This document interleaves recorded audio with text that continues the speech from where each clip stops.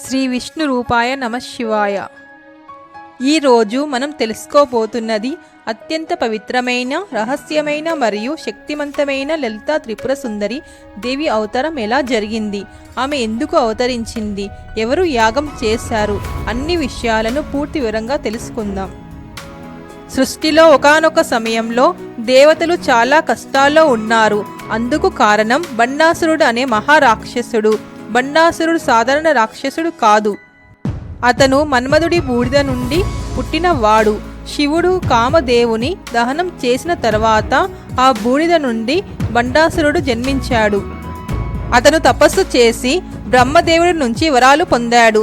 దీంతో అతను చాలా శక్తివంతుడయ్యాడు. దేవతలను ఓడించి లోకాలలో అల్లకల్లోలం సృష్టించాడు. ఇలా బాధపడుతున్న దేవతలు చివరికి పరమేశ్వరుణ్ణి ఆశ్రయించారు. బ్రహ్మ, విష్ణు, దేవేంద్రుడు మరియు అందరూ దేవతలు కలిసి పరాశక్తిని ప్రార్థించారు. అప్పుడు ఒక నిర్ణయం తీసుకున్నారు. మనం ఒక మహాయాగం చేయాలి. ఆ యాగం ద్వారా పరాశక్తి ప్రత్యక్షమవుతుంది. అలా త్రిమూర్తులు మరియు అందరూ దేవతలు కలిసి ఒక గొప్ప యాగాన్ని ప్రారంభించారు. ఆ యాగం పేరు చితగ్నికుండ యాగం. ఈ యాగం సాధారణమైన యాగం కాదు. ఇది జ్ఞానం, శక్తి, దివ్యత్వం కలిసిన యాగం. మంత్రాలు, హోమాలు, దివ్య శక్తులతో ఆ యాగం అత్యంత ఘనంగా జరిగింది. యాగం మధ్యలో ఒక అద్భుతం జరిగింది. చితగ్నిగుండ నుంచి ఒక అత్యంత ప్రకాశవంతమైన కాంతి వెలువడింది. ఆ కాంతి క్రమంగా పెరిగింది, మరింత వెలుగులో విస్తరించింది. దేవతలు ఆశ్చర్యంతో చూస్తుండగా ఆ కాంతి ఒక దివ్య రూపంగా మారింది. ఆ కాంతి నుంచి లలితా త్రిపుర సుందరి దేవి అవతరించింది. ఆమె రూపం అద్భుతం. అరుణ కాంతితో ప్రకాశించే దివ్య స్వరూపం. ఆమె సింహాసనంపై కూర్చొని ఉన్నది. ఆమె ముఖంలో చిరునవ్వు, కానీ ఆ చిరునవ్వులో అపారమైన శక్తి దాగి ఉంది. లలితాదేవికి 4 చేతులు ఉన్నాయి. ఒక చేతిలో పాశ్యం అంటే ప్రేమకు, ఆకర్షణకు సూచిక. మరో చేతిలో అంకుశం అంటే నియంత్రణకు సూచిక. 3వ చేతిలో చెరుకు విల్లు. 4 చేతిలో పంచపుష్ప బాణాలు. ఇవి సాధారణ ఆయుధాలు కాదు, మన మనసు, ఇంద్రియాలను నియంత్రించే శక్తులను ప్రతీకలు. లలితాదేవి సాధారణంగా జన్మించలేదు. ఆమె యజ్ఞ అగ్నిలో నుంచి ప్రత్యక్షంగా అవతరించింది. అందుకే ఆమెను చితగ్నికుండ సంభూత అని పిలుస్తారు, అంటే జ్ఞాన అగ్నిలో పుట్టిన పరాశక్తి అని. బండాసురుడు తన మహాసేనతో యుద్ధభూమిలో నిలబడ్డాడు. దేవతలందరూ భయంతో చూస్తున్నారు. అప్పుడు శ్రీచక్ర రథంపై లలితా పరమేశ్వరి ప్రత్యక్షమయ్యింది. ఆమె పక్కనే నిలిచారు 2 మహాశక్తులు.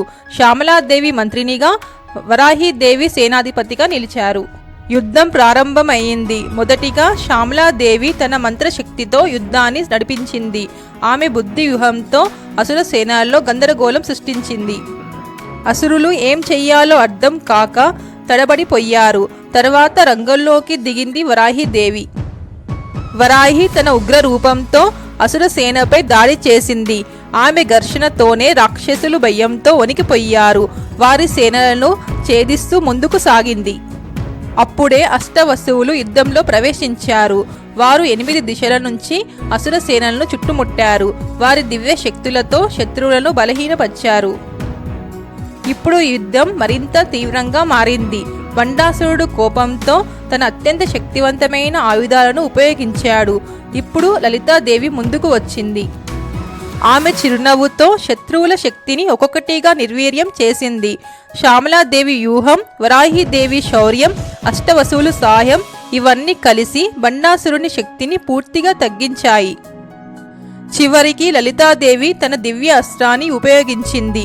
ఆమె అస్త్రం ప్రభావంతో బండాసురుడు ఓడిపోయాడు. యుద్ధం ముగిసింది. ధర్మం గెలిచింది. చివరికి లలితాదేవి బండాసురుణ్ణి సంహరించింది. అసుర సైన్యం అంతా నాశనం అయ్యింది.